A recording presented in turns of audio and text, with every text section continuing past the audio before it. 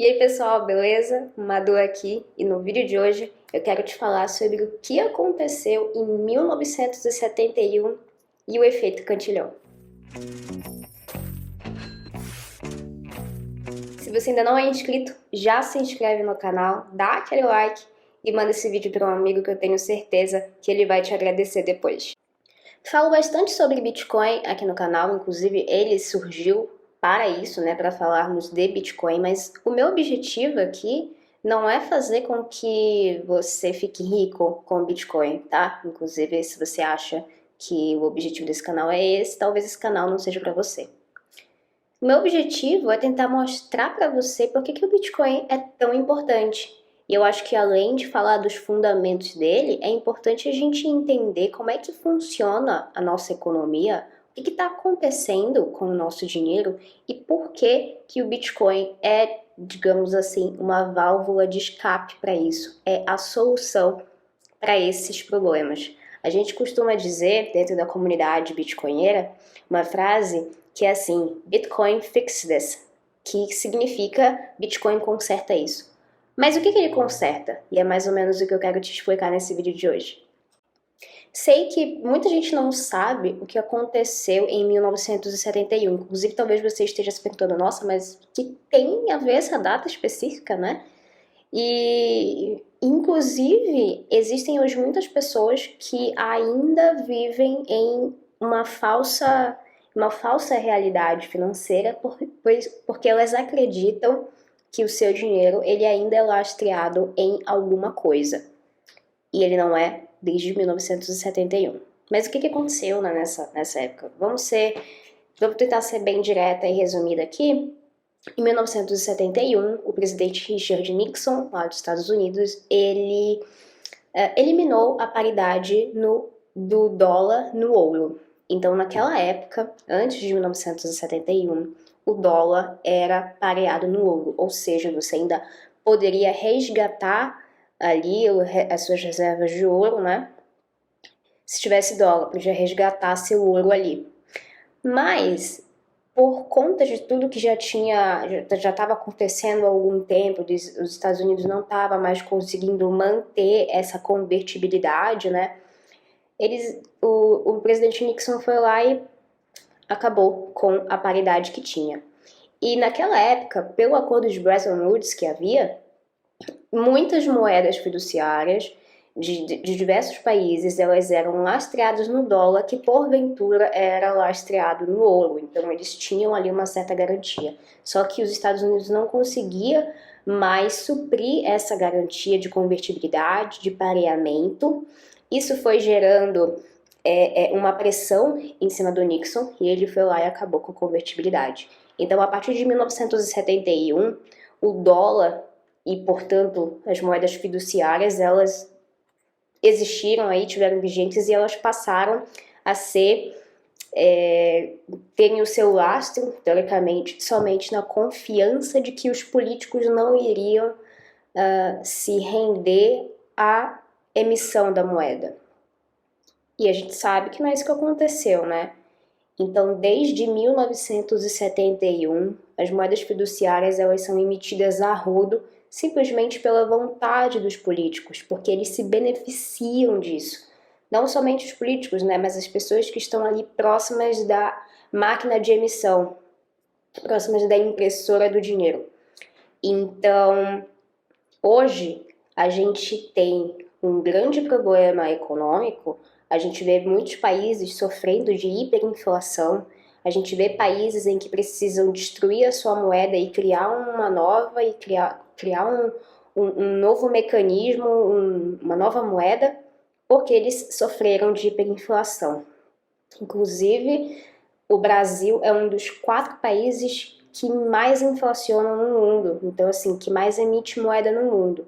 Como eu já falei para você em vídeos anteriores, a inflação, gente, ela não é o aumento do preço dos produtos. A inflação ela é o aumento da base monetária, ou seja, quanto mais você imprime dinheiro. E aí, à medida que você vai imprimindo dinheiro, a inflação ela vai se refletindo aos poucos, né? Ela não é imediata. Os efeitos que você sente da inflação, que é a perda do poder de compra, portanto, o aumento dos produtos, etc., ele não é visto imediatamente. Então, é por isso, inclusive, que o governo, né, os bancos centrais, enfim, eles têm essa tendência de emitir mais moedas, porque eles serão os beneficiados por isso. Como os efeitos da inflação eles ocorrem de maneira não imediata, né? Então é progressivamente. Quem tem acesso a esse dinheiro primeiro não sofre o efeito da inflação. Então essa pessoa se beneficia, né? É por isso que quem está perto ali, a gente diz, né? Quem está próximo do rei é quem se beneficia. Então os mais ricos ali, que têm propriedades, que têm fundos ativos que são assegurados ali pelo Banco Central, eles acabam se beneficiando, né? Porque eles recebem essa grana antes do cidadão ali comum. Então, lá em 15 de agosto de 1971, devido a essa pressão aí que o Nixon estava sofrendo, ele acabou com o padrão, né? O padrão ouro, com essa convertibilidade. Acabou, portanto, com o sistema Bretton Woods. E aí a gente viu, então, uma moeda que não é lastreada em nada, não é baseada em nada, onde os políticos, os governos, o Banco Central pode emitir ela no momento em que ele bem entender. E a partir de 1971 a gente consegue ver que nós, cidadãos, o mundo inteiro sofreu e sofre ainda hoje os reflexos desse mundo fiat, né, que é o mundo fiduciário, onde a moeda não vale nada e você, portanto, não tem o interesse de poupá-la, porque o dinheiro que você poupa hoje, amanhã ele já vale menos. Inclusive saiu, acho que foi essa semana, uma notícia onde dizendo que o real, né, a nota de 100 reais hoje, ela vale ali mais ou menos, ela tem um poder de compra ali de mais ou menos 14 reais. É 13 e alguma fração, se não me engano. Mas para você ver como o nosso dinheiro ele vai se desvalorizando com o tempo, né? Ele não tem um fundamento. E aí as pessoas, elas, o padrão Fiat, né? O mundo Fiat, ele faz as pessoas, o mundo inteiro sofrer com isso, porque você vive na base de um dinheiro fraco, onde você não consegue poupá-lo. E depois de 1971, inclusive tem um gráfico que mostra isso, a produtividade ela ficou diferente do quanto você ganhava. Então, assim, você hoje produz mais e ganha menos. Antes de 1971, à medida que as pessoas produziam mais, elas ganhavam mais. Hoje você produz mais para ganhar menos. Há um descasamento, né, dessa relação entre produção e ganho, porque há um descasamento entre oferta e demanda monetária, por exemplo. Então, assim, não faz sentido você aumentar a base monetária, você inflacionar ela arbitrariamente, porque se você não está produzindo mais, ou seja, se você não está ali produzindo mais dinheiro, digamos assim, né, mais valor, você não, como é que vai ter mais dinheiro? Então esse método arbitrário de geração de renda, né, de valor, de dinheiro, de distribuição de renda, ele é bem maléfico para todo mundo, para a sociedade, e faz com que a gente sinta esses efeitos negativos, perda do poder de compra, produtos muito mais caros, pessoas trabalhando muito mais para comprar a mesma coisa que compravam há tempos atrás, mas hoje elas precisam trabalhar muito mais por isso e ganham muito menos, né? Mas a realidade, na verdade, é que não é que você está ganhando menos, é que o teu dinheiro ele está valendo menos. E o efeito Cantillon, que eu falei para vocês, ele é uma das visões aí da teoria monetária moderna, que foi atribuído ao Richard Cantillon, né? Existem várias formas de você estudar, de você ver como é que o dinheiro, a renda, o trabalho funciona numa sociedade, né? Como é que são os sistemas econômicos, tudo isso. E então a gente tem várias vertentes de pensamento aí que elas regem essa ideia política e econômica, mas que elas se firmaram em vertentes de pensamento, né, como comunismo, como liberalismo e etc. Mas aí você tem outras que também estudam como é que isso funciona, mas elas não se firmaram de fato em uma corrente de pensamento. E isso é o efeito, uma dessas é o efeito Cantillon. O efeito Cantillon, ele diz exatamente o que eu já até falei para você aqui nesse vídeo. Ele basicamente diz para você que o Estado, né, o Banco Central, eles tendem a inflacionar mais a moeda porque eles estão próximo da base monetária, eles estão próximos da impressora de dinheiro. Então, assim, eles tendem a inflar, né, essa base porque eles serão beneficiados com isso, já que eles estão próximos, eles recebem esse dinheiro antes, eles usufruem do valor desse dinheiro antes, e como a inflação ela vai acontecendo de forma progressiva, quando esse dinheiro chega na mão das pessoas comuns, digamos assim, ele já chega sem valer o que ele valia quando ele foi, né, quando ele surgiu e foi para as mãos dos grandes bancos, das grandes corporações e etc. Então, o efeito Cantillon, ele mostra para você que o padrão fiat que a gente vive agora, o padrão fiduciário, ele tende a sempre fazer com que a gente chegue perto, né, talvez de uma hiperinflação, que o dinheiro ele vá se desvalorizando muito mais ao longo do tempo, porque ele favorece quem está ali comandando aquilo, quem está próximo da máquina de emissão de dinheiro. Então, essas pessoas, visando o seu bem próprio, visando se favorecer, elas vão sim inflar a base monetária. E isso mostra por que acontece, por que e como que acontece essa desigualdade que a gente vê entre pessoas que são muito ricas e pessoas que são muito pobres, onde o rico fica mais rico e o pobre fica mais pobre. Não é porque existem milionários, bilionários que são ruins e pilantras ou coisas do tipo. É simplesmente porque o sistema fiat que a gente vive quem está por trás deles, quem comanda eles, favorece com que esse cenário de aumento de base monetária, de inflação, aconteça.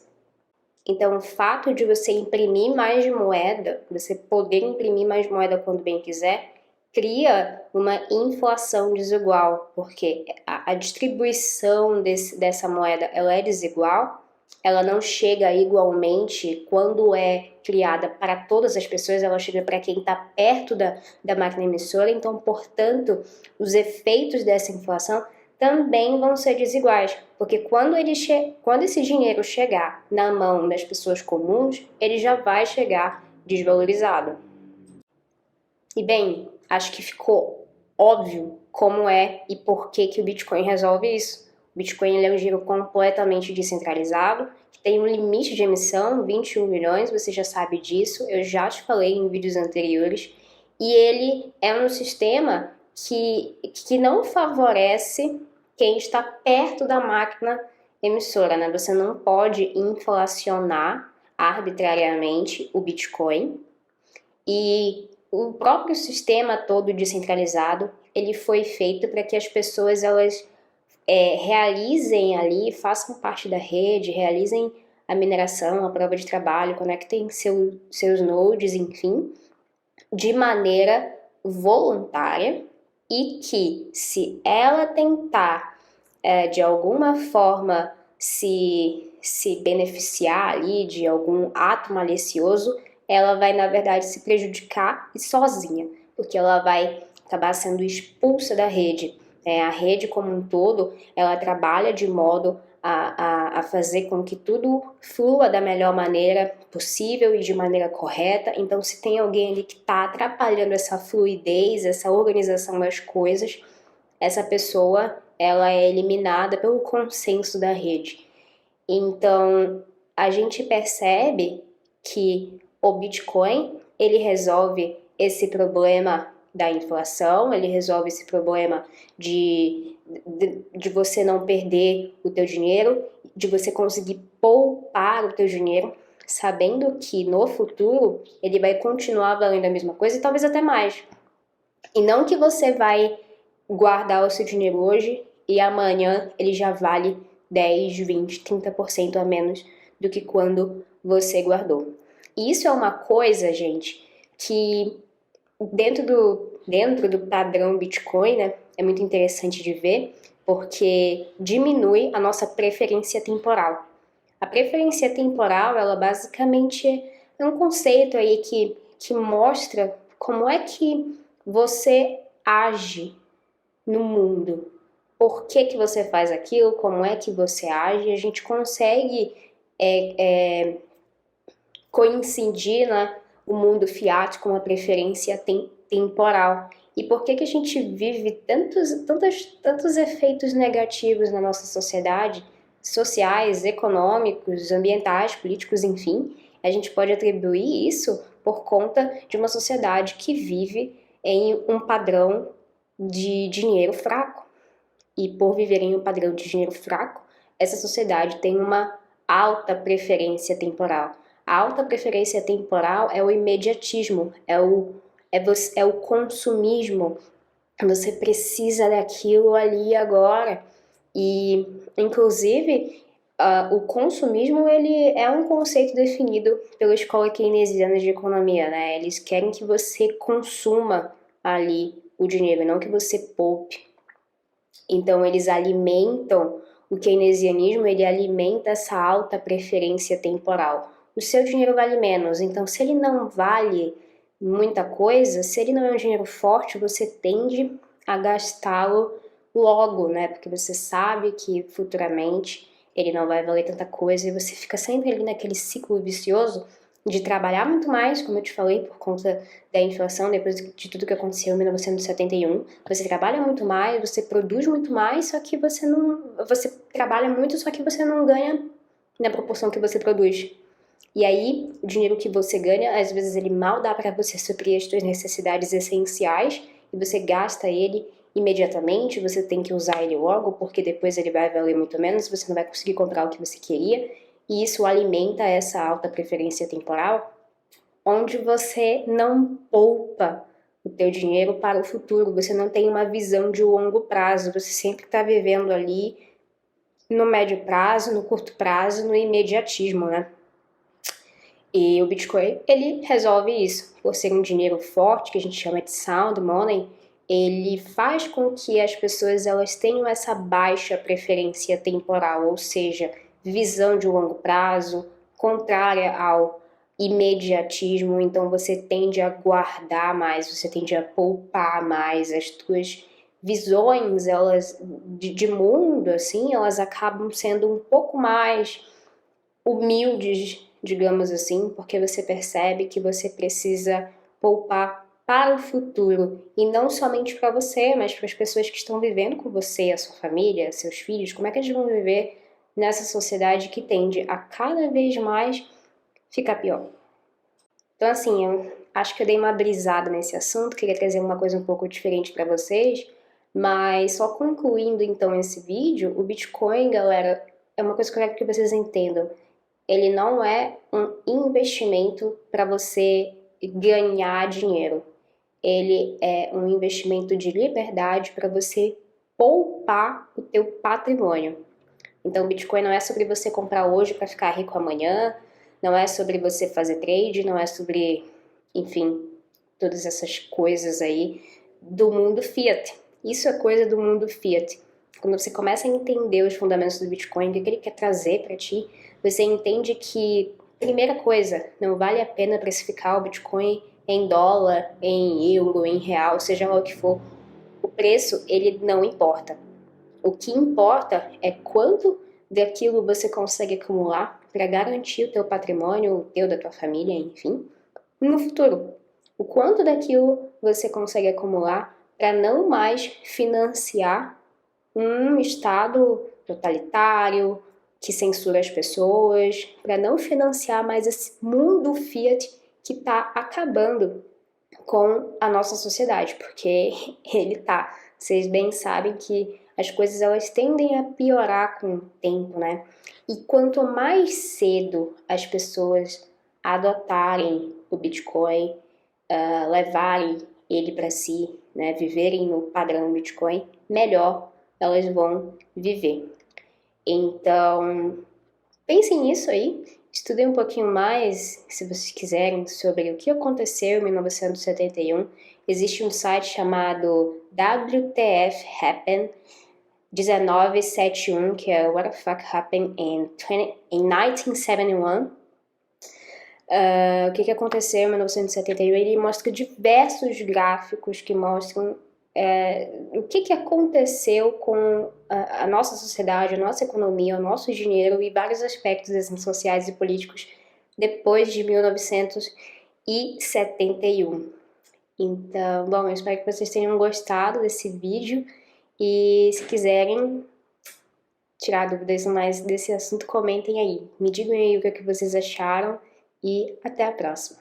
Espera um pouco, baby, abri o white paper. Fica difícil de enxergar com os meus olhos de laser. Eu sou um cypherpunk, eu tô de Nike Dunk.